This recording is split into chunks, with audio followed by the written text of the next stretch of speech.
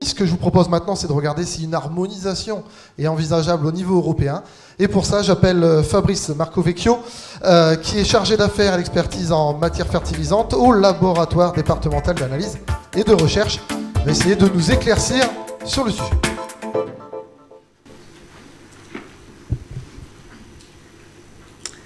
Bonjour à tous. Donc effectivement, je vais vous passer une dizaine de slides concernant l'harmonisation européenne, notamment sur le cas des digestats. Donc, nous sommes un laboratoire qui est basé entre la Belgique, l'Allemagne et puis Paris. Donc, on est vraiment entre les zones d'exportation belge, hollandaise et puis les grandes coopératives, les grands territoires agricoles de Champagne et de Picardie. Et donc, on est un laboratoire de 150 personnes qui travaillent principalement sur l'expertise, le conseil dans la partie agro, véto et puis hydro. Et aussi, on dispose d'une équipe pour en faire des prélèvements avec 25 personnes sur la partie nord et Benelux de la France. On travaille aussi avec 35 pays sur différents continents. Et on a jusqu'à présent travaillé aussi sur l'homologation par reconnaissance mutuelle de produits fertilisants venant notamment de Flandre. En termes d'expertise pour les matières fertilisantes, donc on travaille avec l'INRA, notamment sur l'azote et puis sur le carbone. On dispose d'expertise par des participations avec un réseau qui va du réseau mixte fertilisation et environnement. On travaille aussi avec le groupe régional d'expertise concernant l'azote et différents travaux pour les projets CASDAR ou Réseau Pro. On est également donc laboratoire pilote dans le cadre de projets découlant de DOST, projet ProLab, Evadi notamment. Et en termes d'analyse, on dispose de présidence concernant le GEMAS, le groupement d'études de méthodologie et méthodes des sols, et aussi donc le bureau de normalisation pour la fertilisation concernant la commission méthode des sols. Donc une expertise assez différente. En termes de méthanisation, on a travaillé pour l'ADEME pour le suivi de 2 sites de méthanisation dans le reste de la France, et aussi aux documents permettant d'établir la qualité des digestats à la fois microbiologique et puis chimique, en 2012. On met aussi au point des méthodes spécifiques pour les homologations, notamment pour les parties microbio et digestats.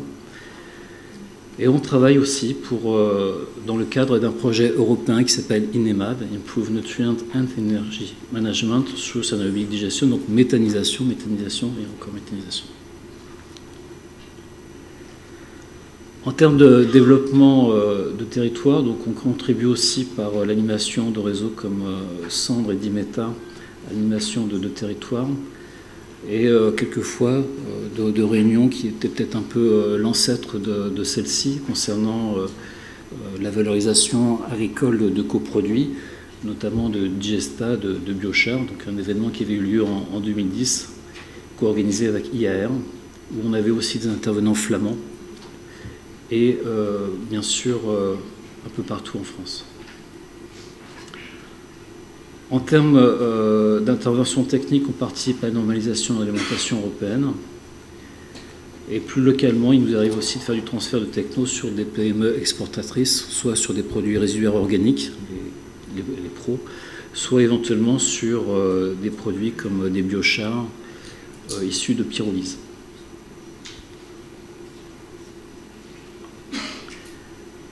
Donc en termes d'harmonisation européenne, on avance depuis les années 70, notamment par la mise en place d'une réglementation sur les matières fertilisantes minérales. Donc on sait depuis les années 70 qu'est-ce que c'est qu'un ammonitrate partout en Europe. C'est même un modèle puisque quelquefois cette réglementation est utilisée comme support dans d'autres réglementations partout dans le monde. En organique, on a démarré un petit peu plus tard, notamment dans les années 90-95, et le travail s'est brutalement arrêté lorsqu'il y a eu une période un peu sensible pour l'ESB notamment. La réglementation sur les sous-produits animaux, les SPA, donc, a été mise en place en 1969-2009 et elle suit des travaux précédents, notamment de 2002. Comment résoudre, comment anticiper justement des crises sanitaires. L'harmonisation existe également par le biais de recherche commune, donc avec des programmes collaboratifs dont j'ai parlé déjà tout à l'heure, ou également des programmes transfrontaliers. Donc SIST, celui pour lequel vous êtes présent aujourd'hui, SUN, Sustainable Use of Nitrogen, donc sur la partie agronomie, et également donc, sur la valorisation des coproduits, notamment Biorefine.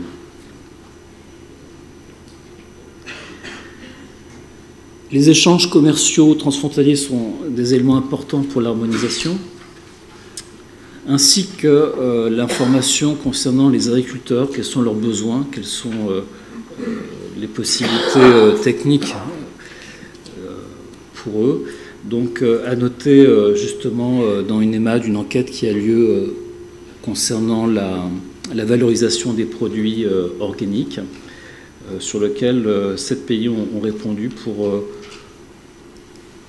montrer quels sont les us et coutumes concernant les engrais minéraux. Est-ce que les agriculteurs sont prêts à renoncer à ces engrais minéraux et quel type d'engrais organiques peuvent-ils choisir? Est-ce que ça va être simplement des produits d'entrée de gamme ou est-ce que ça va être des produits plus sophistiqués, notamment avec de l'hygiénisation ou des produits plus concentrés?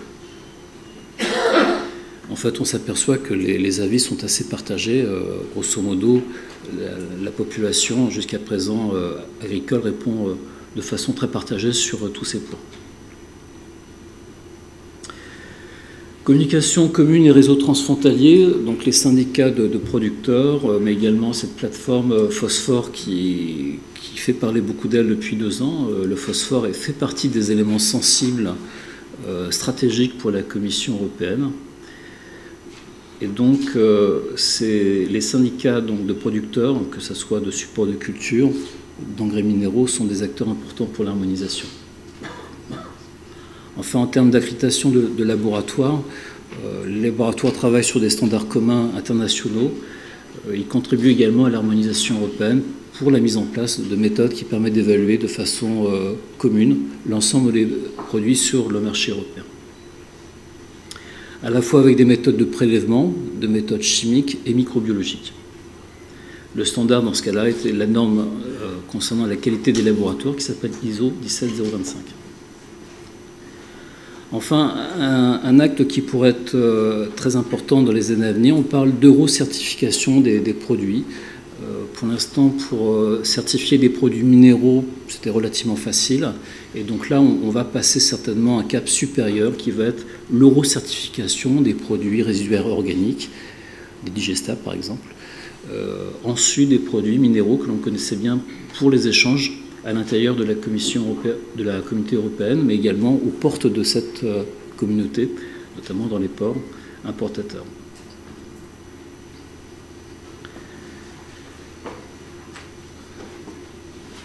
Reste des consensus à trouver avec des régions qui sont très très différentes dans leur fonctionnement. Certaines régions européennes sont plus exportatrices qu'importatrices. Trouver une réglementation qui soit à la fois pertinente et consensuelle. On l'a vu que lorsque les intérêts sont relativement différents, ce consensus est difficile à obtenir sur tous les points. Donc il pourrait être minimaliste ou éventuellement plus sophistiqué, de façon à bien segmenter l'ensemble des produits sur le marché. Évaluation homogène et complémentaire, donc il va être certainement nécessaire d'imaginer un consensus sur les paramètres minimums, mais également de bien discriminer l'ensemble des qualités des produits. Et pour l'instant, cette évaluation n'est pas homogène sur l'ensemble des pays.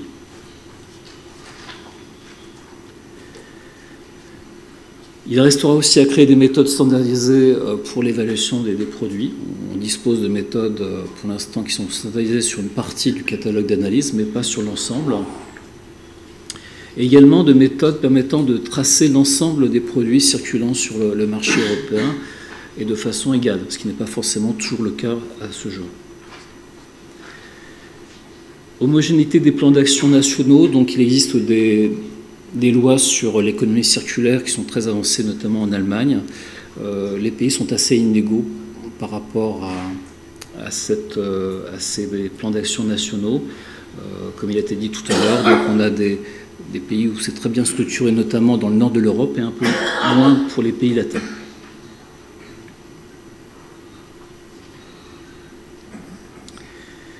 En conclusion, donc, l'harmonisation européenne est favorisée par les échanges, notamment scientifiques, commerciaux, réglementaires. Reste que cette harmonisation peut être limitée par des prises de position sécuritaires, notamment lorsqu'on a des événements importants comme ces pestes aviaires ou ces événements comme l'ESB, et aussi des considérations économiques. Il faudra que cette harmonisation soit financée, autofinancée peut-être. Et ça risque d'être quelque chose de limitant. Alors merci pour votre attention. J'ai présenté ici différentes personnes qui avaient participé à la mise en place de ce diaporama pour bien montrer qu'on travaille avec des métiers différents. Donc il peut y avoir aussi bien des vétérinaires, des microbiologistes, plus pour les aspects un petit peu sécurité.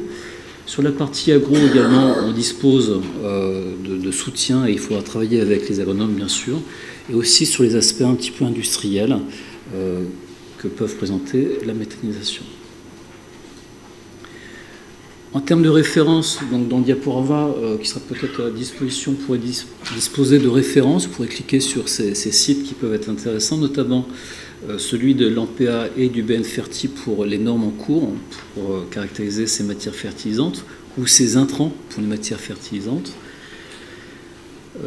Également le site du programme collaboratif INEMAD pour cette enquête sur les produits agricoles utilisés par les agriculteurs, et puis sur le site Burofine, notamment pour la valorisation des coproduits agricoles. Voilà. Merci. Merci beaucoup, monsieur Marcovicchio, pour cet éclaircissement justement sur l'homogénéisation européenne, chose qui n'est pas simple. Je vais vous garder 2 petites secondes parce que moi j'ai une petite question, je vais me poser en candide justement aujourd'hui parce qu'on va passer juste après aux tables rondes. Alors, les technologies, les techniques de méthanisation évoluent depuis plusieurs années. Vous, dans le cadre du laboratoire, est-ce que vous voyez justement une évolution aussi sur la traçabilité des digestats et aussi leur rentabilité, leur optimisation quelque part? Alors on voit des évolutions, oui, elles ne sont pas forcément significatives. On n'est pas forcément aussi en contact avec toutes les évolutions ou les projets. On sent que l'hygiénisation va être un point important. C'est vrai que c'est quelque chose qui peut contribuer à ce que la facture pour construire une installation de méthanisation soit plus élevée de 5, 10, 20%. Et c'est vrai que lorsqu'on a des projets collaboratifs, ça peut être un besoin. Lorsque l'agriculteur maîtrise parfaitement ses intrants, ce n'est pas forcément quelque chose qui est nécessaire. Mais on voit qu'à ce niveau-là, il y a des enjeux importants.